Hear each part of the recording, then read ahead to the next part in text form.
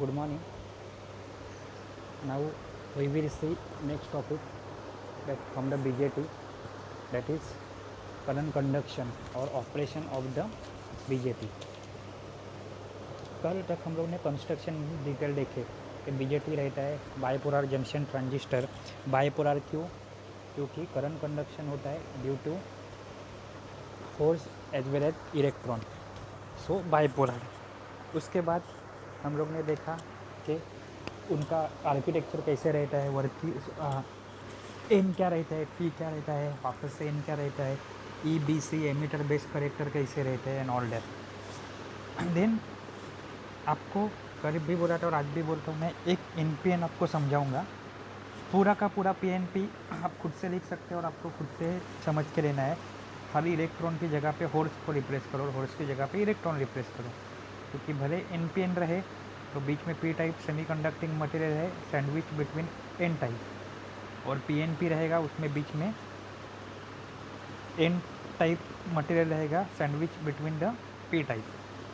अभी working of the N P N transistor एकदम easy है। देखो यहाँ पे एन पी एन सामने दिख रहा है। यहाँ पे एमीटर टू बेस में एक बैटरी कनेक्ट की है, वो कैसे रिवर्स बायस में है। कैसे मालूम पड़ा आपको रिवर्स बायस में है, फॉरवर्ड बायस में है, सॉरी। कैसे मालूम पड़ा? एन को निगेटिव टर्मिनल है VEE का, और जो पॉजिटिव पी टाइप को क्या है, पॉजिटिव टर्मिनल कनेक्टेड है VEE का। दूसरा जो पार्ट है NPN का, राइट हैंड साइड वाला NPN जंक्शन, तो वहाँ पे एन टाइप को कनेक्टेड है पॉजिटिव पार्ट और पी टाइप को कनेक्टेड है निगेटिव पार्ट। तो ये रिवर्स बायस में है और पहला वाला पार्ट फॉरवर्ड बायस में है। यही आपको लिखना है। डायग्राम देख के लिख सकते हो। जो बुक में थ्योरी दिया है वो रेफरेंस के लिए पढ़ो। इजी, मैं जो बोल रहा हूँ वो हिसाब से याद रखो तो इजी रहेगा। ठीक है। अभी यहाँ पे दो जंक्शन है, PN दो टाइप का दिख रहा है। एक एमीटर बेस्ड जंक्शन और एक collector based junction. Emitter based junction मतलब एन और पी जहाँ पे कनेक्ट हो रहे हैं वो, और कलेक्टर बेस मतलब पी और एन जहाँ पे कनेक्ट हो रहे हैं वो। डायग्राम देख के या फिर वो डॉट का नंबरिंग देखो, वो हिसाब से आप याद रखो। एकदम इजीली मैं करके बोलता हूँ। एन टाइप में क्या है, उसकी साइज छोटी रहती है, कॉन्सेंट्रेशन हाई रहता है, वो एमिटर एमिट कर सकता है। बीच में आता है बेस, जिसमें दो ही सर्कल दिखा है, लेकिन जो खाली है वो क्या है, होर्स है। इसका मतलब वहाँ पे पॉजिटिव चार्ज है, एन में निगेटिव चार्ज रहता है।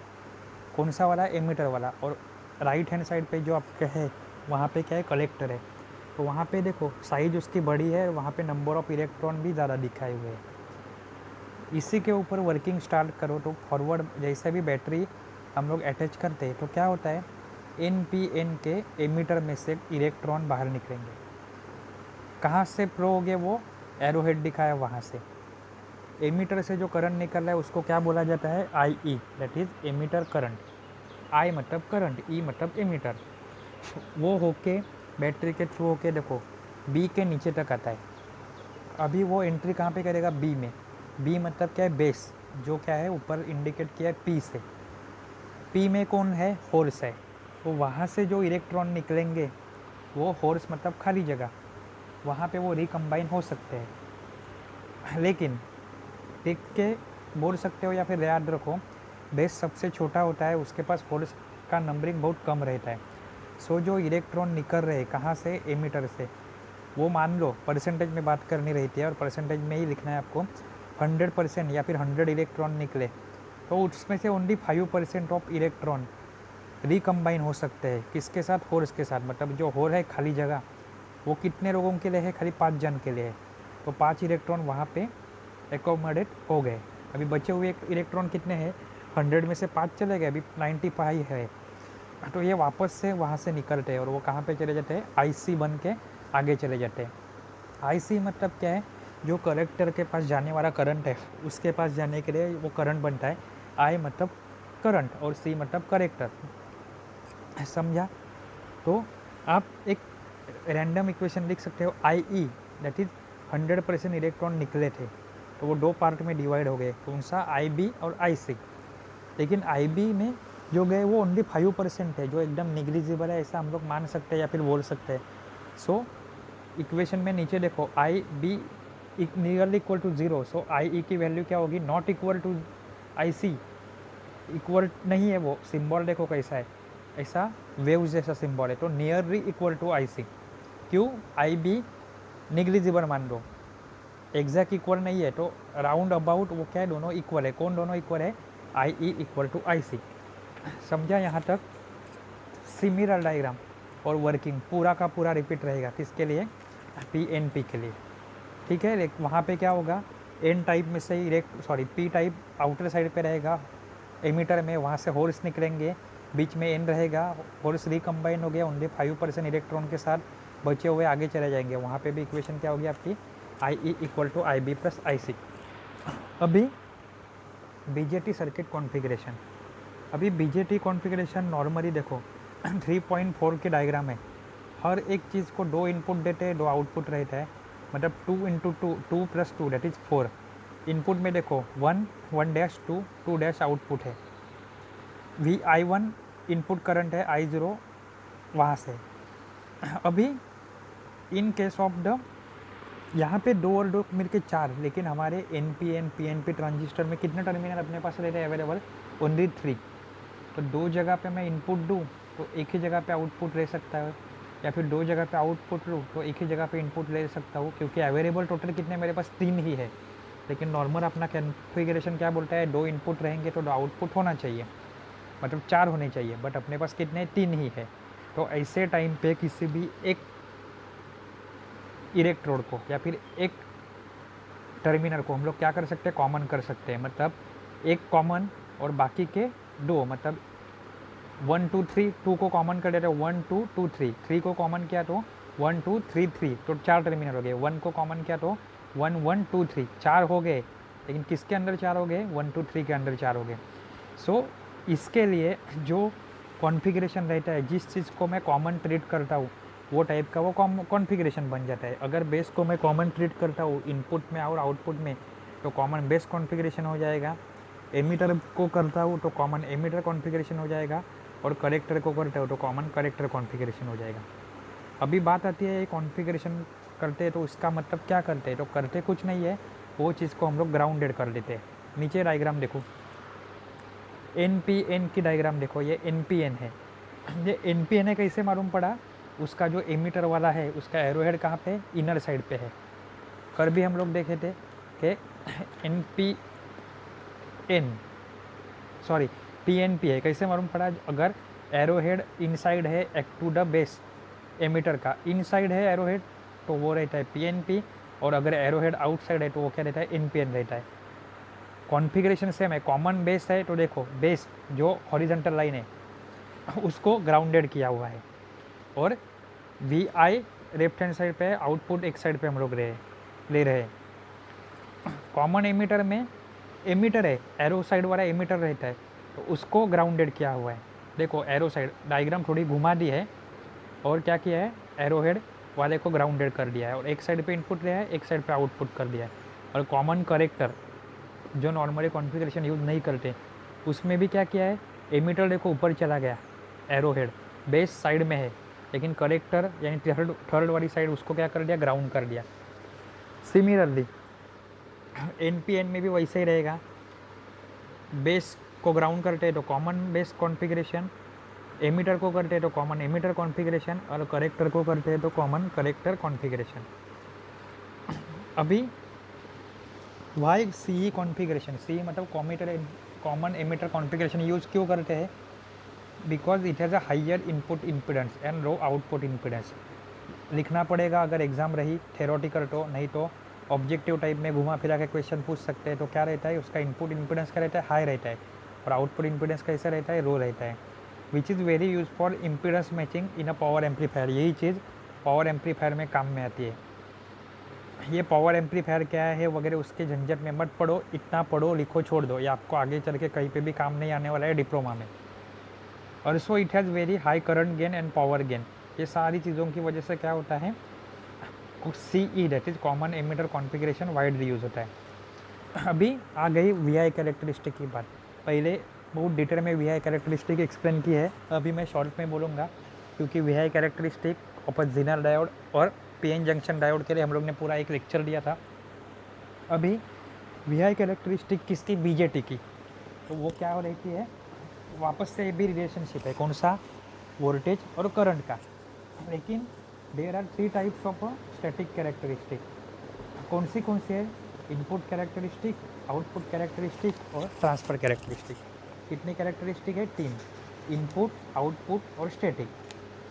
इनपुट कैरेक्टरिस्टिक क्या बोलती है, तो इट गिव द रिलेशनशिप, हर एक कैरेक्टरिस्टिक रिलेशनशिप ही देती है, किसके बीच में, input current and input voltage. किसके बीच में, इनपुट वोल्टेज और current of a BJT for a given constant output voltage.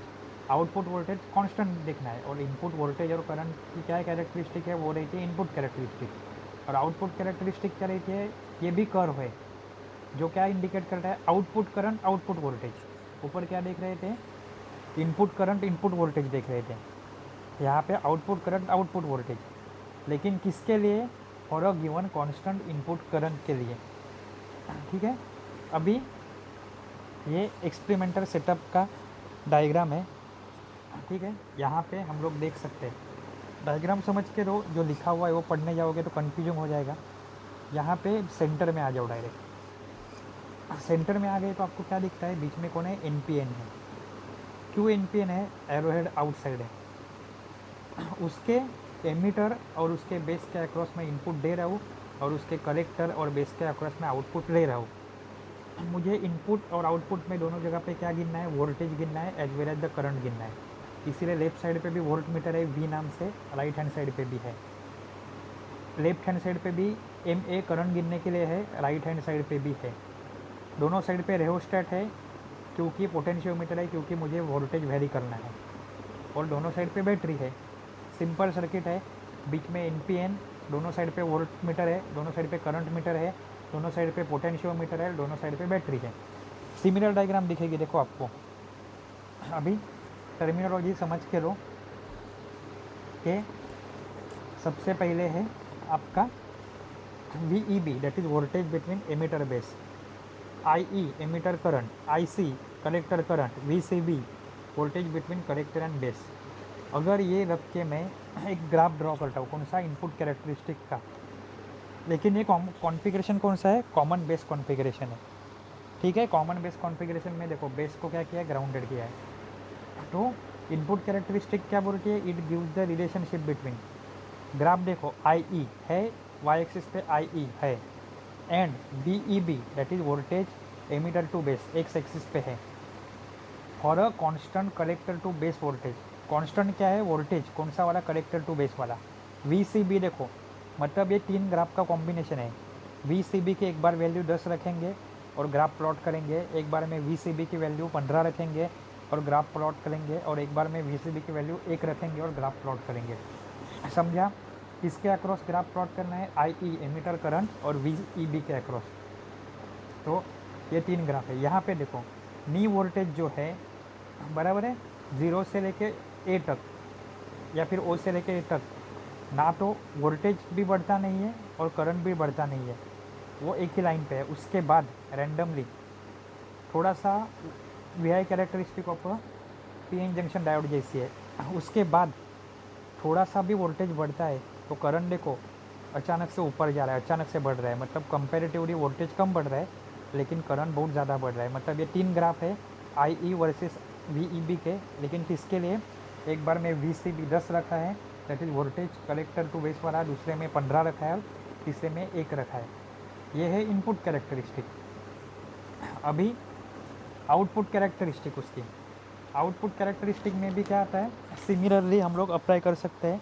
देखो ये डायग्राम, ये ग्राफ क्या रिप्रेजेंट करता है कि output characteristic gives the relationship between IC, दिख रहा है वाई एक्सिस पे IC जो मिली एम्पियर में है, टू द, और वाई फिर एक्स एक्सिस पे क्या रहेगा, VCE है, लेकिन उसकी IE की वैल्यू क्या है, कांस्टेंट है। पहले में क्या कांस्टेंट रखा था, VCB कांस्टेंट रखा था, यहाँ पे क्या है IE की वैल्यू कांस्टेंट रखी है। तो मतलब ये मान लो आप 1 2 3 4 5 अलग अलग ग्राफ है। एक ग्राफ निकाला IC वर्सेस VCE का, उसमें है आई ई की वैल्यू 0 मिली एम्पियर, दूसरे में आई ई की वैल्यू 2 एम्पियर, उस बाद में 4 एम्पियर, उसके बाद में 6 मिली एम्पियर। ऐसे करके 4 ग्राफ बनाए। अभी इसमें आपको क्या लिखना पड़ेगा, आपको 3 रीजन इंडिकेट करने पड़ेंगे।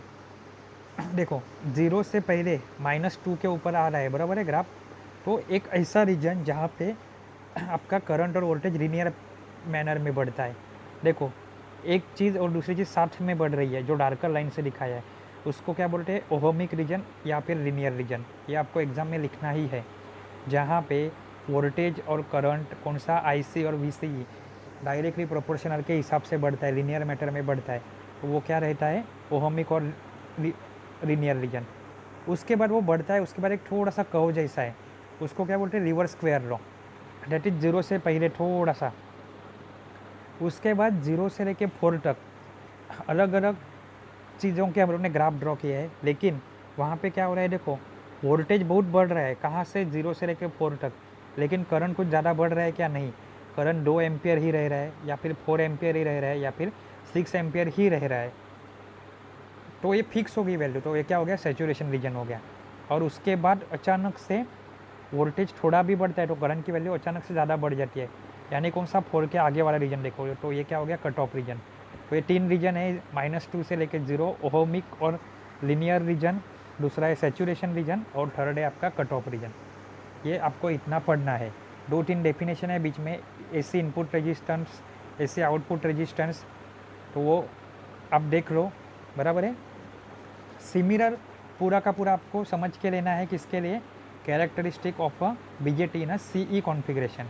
तो सीई कॉन्फ़िगरेशन मतलब क्या है, कॉमन एमिटर कॉन्फ़िगरेशन। यहाँ पे डायग्राम, वर्किंग स्ट्रक्चर, ग्राफ पूरा सेम रहेगा।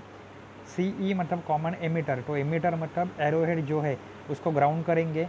डायग्राम देखो, दोनों साइड पे वोल्ट मीटर है, दोनों साइड पे मल्टीमीटर है, मल्टी एमीटर है, दोनों साइड पे रेहोस्टैट या फिर पोटेंशियोमीटर है, और दोनों साइड पे बैटरी है। इसकी भी इनपुट कैरेक्टरिस्टिक रहेगी, लेकिन इसकी इनपुट कैरेक्टरिस्टिक क्या ग्राफ ड्रॉ करेगी, IB versus VBE, keeping the VCE constant. और आउटपुट कैरेक्टरिस्टिक क्या ड्रॉ करेगी, IC along the y axis and VCE along the x axis, keeping the IB constant. तो ये है आपकी इनपुट और आउटपुट कैरेक्टरिस्टिक। ठीक है, अच्छे से पढ़ना, इमेजेस भी अच्छे से रिफ़र करना। Thank you.